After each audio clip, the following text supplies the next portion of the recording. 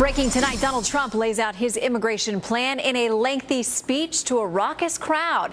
And his campaign's already taking major fire from both Clinton and the media critics. Welcome to a special live midnight edition of the Kelly File. I'm Shannon Bream in for Megyn Kelly.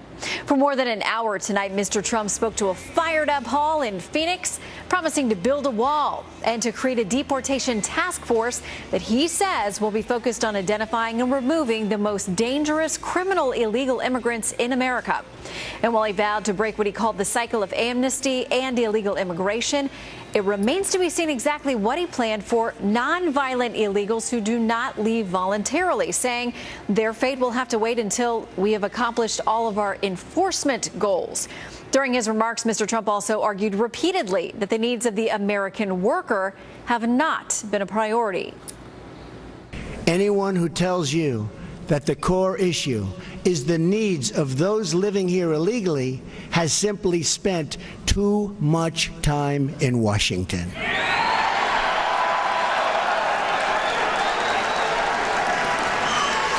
Only the out-of-touch media elites think the biggest problem facing American society, and you know this, this is what they talk about, facing American society today, is that there are 11 million illegal immigrants who don't have legal status.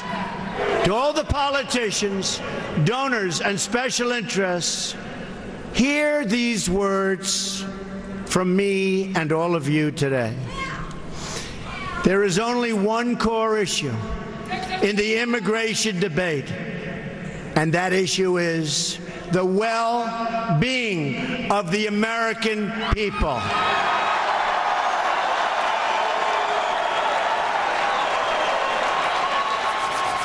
We have a jam-packed show for you tonight. Chris Stirewalt, Katie Pavlich, and David Wall are here to discuss the fallout from Mr. Trump's speech. Plus, America's toughest sheriff, Joe Arpaio, will join us as well. And we will talk to a mother whose son was killed by an illegal immigrant. She just spoke at Donald Trump's event. But we begin with our chief political correspondent, campaign Carl Cameron, live in Phoenix. Hi, Carl. Hi, Shannon. Trump covered an awful lot of ground tonight, and it was a very raucous crowd that received that speech quite favorably. And it may go down as the zero-tolerance speech because, having said that he might soften up some of his policies just a couple of weeks ago with Sean Hannity, he definitely returned to a very, very tough stance today.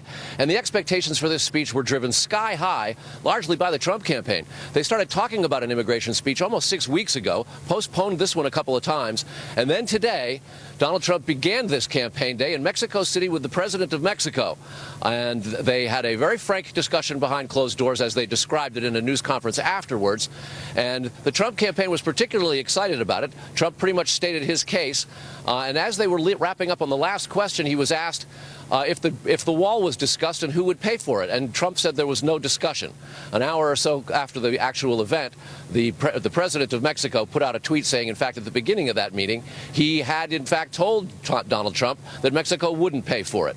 As for tonight's speech, Trump laid out 10 different immigration reforms, various different activities and priorities that he says will begin the process of righting what's wrong with the American immigration system. As to the undocumented immigrants that he said will be deported, particularly first the major criminals, and then eventually you'll get to those who may not want to self-deport, he also pointed out that a lot of countries won't take immigrants being shipped back from the U.S., and that creates a real problem. Where would they be housed? If they were detained, there would need to be a place for that. Mr. Trump said that they shouldn't be put back on the streets. They shouldn't be released into the public except under very, very specific circumstances. So the money, the personnel, and the location where these types of detainees could be is the kind of example of an unanswered question and policy, real crunchy numbers that Trump has yet to give. He outlined a very, very aggressive plan tonight. How it gets implemented, how long it takes, also questions not yet answered, and he's got 69 days to do them before the election. Shannon. Yeah, and Carl, as we've talked about, the early voting starts way ahead of that as well. Campaign Carl Cameron, thank you so much for staying up late with us. You bet. Joining us now, Chris Stirewalt, our Fox News digital politics editor, Katie Pavlich, townhall.com news editor and a Fox News contributor, and David Wall, an attorney and Trump supporter. Thank you all for being with us. Hi, Shannon. Good evening, All right, Shannon. Chris, we talked earlier. You previewed this today in your note about what was going to be happening today, the visit to Mexico, the speech tonight. I got to say I'm getting a little whiplash because we saw a different version of Donald Trump in Mexico than we saw in this speech tonight. There's been a lot of back and forth on the Twitters from the president and the guy who wants to be president. So can you clear it up for us? It was a mild menudo he served up down in Mexico and then came back for the hot sauce in Arizona. Look, Donald Trump had, in many ways, the best day of his campaign so far. He looked presidential. He had an international visit, high stakes, went well, got through it quite nicely. But you could feel the energy as he was coming back. People, including some of his staunchest critics, said, wow, this was a new Trump. This was very good. And then he got back and he said, nah, psych. And he came back and it was the original Trump. It was primary Trump. We didn't hear anything about a change in the immigration plan. We didn't hear anything about anything except for the fact that he wants to be the guy who is branded as the enemy of criminal illegal immigrants and the focus on criminality. And so that was the return. Mm-hmm. And Katie, we saw something from him tonight when he was, or earlier today when he was down in Mexico. He was very pro-America, saying we can work together with Mexico. There are things that are bad for both of our countries that we can collaborate on and work on together. But this was no apology tour. Right. I mean, Donald Trump went to Mexico today and stood up for America rather than apologizing for America, which is certainly something that has been lacking from the current White House over the past 8 years. And Shannon, one quote that stood out to me in Donald Trump's speech was he said, our greatest compassion must be for American citizens. And for far too long, illegal immigrants in this country have been treated as the victims, when tonight he made it very clear that it's Americans, American citizens, and legal immigrants who are truly the victims, and they pay for illegal immigration in their wallets. They pay through it through their services. They certainly have paid for it with their lives. It was very powerful for Donald Trump to bring up the mothers of children who were killed by illegal immigrants. And I think that's a really important message moving forward, that American citizens should come first, not the priorities of illegal immigrants and their advocates. Yeah, and David, there were 10 points. I started losing count after about 8 or 9. I think we ended up with 10 different things that Mr. Trump has as part of his plan. So people cannot say he wasn't substantive. He didn't tell them exactly what he wants to do. Now, there have been some questions about whether or not he's morphed on some of these things.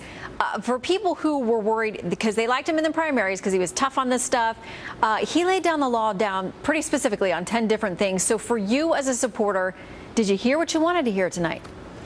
Well, yeah, you know, I think that essentially when you boil it down, what he was saying is that we're going to enforce existing immigration laws rather than ignore them, which is currently the case. I mean, he went through bit by bit as far as each individual aspect. The wall, yes, the wall will be built, and yes, Mexico will pay for it, so he got that out of the way.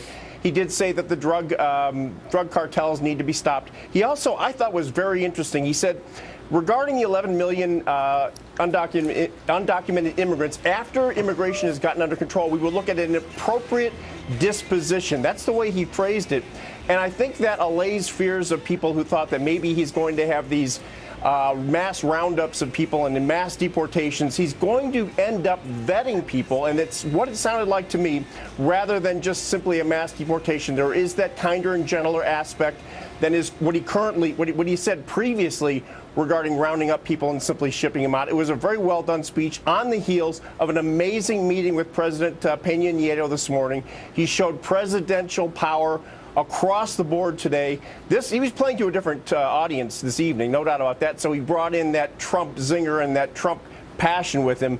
But essentially, the presidential nature of his campaign now has really exploded, and I think he's now, he's now going to take the lead in the polls, if you ask me. All right, I got to bring Chris back in here because, there are a lot of people who are praising Mr. Trump, whether they like him or not, said, listen, the optics were pretty good for him. It did look like a bilateral presidential kind of meeting, but I see a whole lot of eye rolling and skepticism on your face tonight on our special midnight show.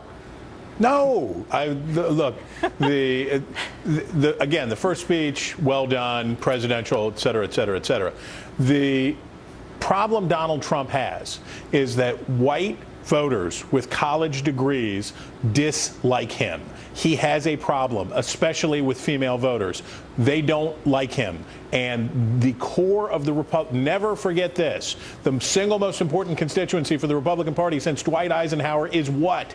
College-educated white people, suburbanites. That's me. That's the bread and butter.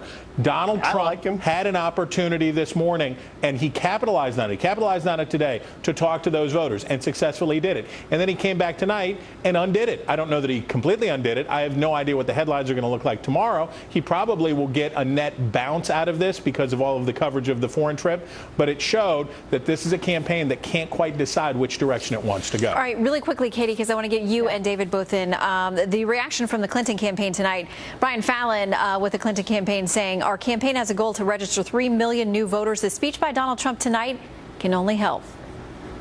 I don't think that Brian Fallon is necessarily right about that. I think that Hillary Clinton had a really bad day today with Donald Trump going to Mexico, the Mexican president saying himself that he invited both Donald Trump and Hillary Clinton, that Trump is the one who responded immediately, and he didn't say that there's a planned meeting with Hillary Clinton. It sounds like the campaign hadn't responded at all, which tells me she didn't learn a whole lot as America's top diplomat in terms of how to actually handle those types of things while she was at the Secretary of State. So I think it was a really bad day for her. Donald Trump's speech will play well, I think, to people who are already planning on voting for him. But Chris is right. You know, right now, believe it or not, Pew Research shows that Donald Trump with Hispanics is actually about the same, has the same percentage, 24% of the support as Mitt Romney and John McCain did at this point in the election, and they both lost. And so we have to move the needle on that as well. Yeah, quick final word to you, David. Yeah, absolutely. And Hillary Clinton didn't go to Mexico because she doesn't like Mexico or the weather down there. She didn't go to Mexico because she has serious Fifth Amendment issues and cannot take questions from reporters. Don't kid yourself. That's what it was all about. And that's big trouble for her. We are waiting for that press conference. We need a little countdown clock right there somewhere on the screen. But we'll keep you updated if she changes her mind. 9 months. Yeah, you could have had a baby by now since the last press conference she had. Chris, Katie, David, great to see you all. Thanks, Shannon. Bye. Thank you. All right, so what do the folks on the front lines think about Donald Trump's 10-point plan? 2 key players are next when we talk with Mark Krikorian, the Executive Director of Center for Immigration Studies, and Sheriff Joe Arpaio, a sheriff in Phoenix, Arizona. He knows all about this on the front lines. We're back in just a minute. Number 1, are you ready? Are you ready? We will build a great wall along the southern border. And Mexico will pay for the wall.